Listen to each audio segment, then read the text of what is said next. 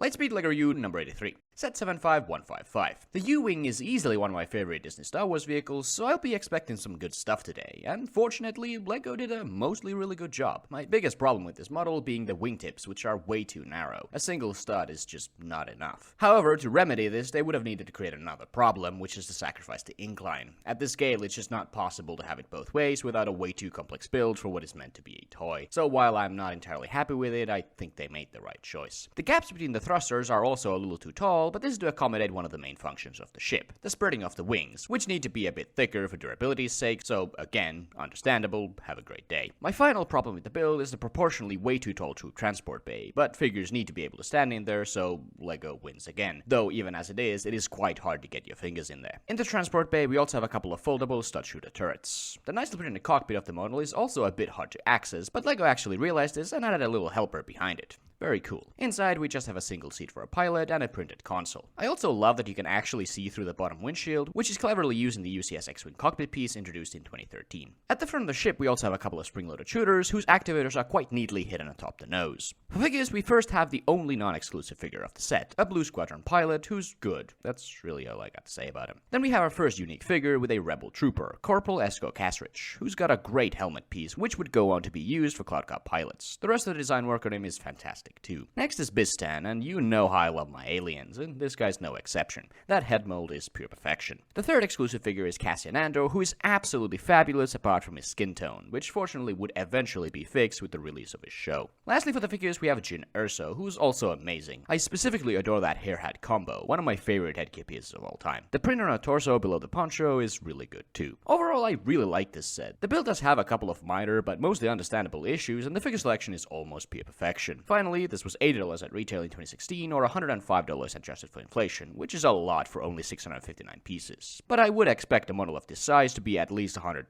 today. I'm not saying that's right, but it is what it is. And what it is too much. I would love to see this at 80 today, realistically 90, so 70 back in the day. 7.5 out of 10. Let me know your thoughts below, and like and subscribe for more.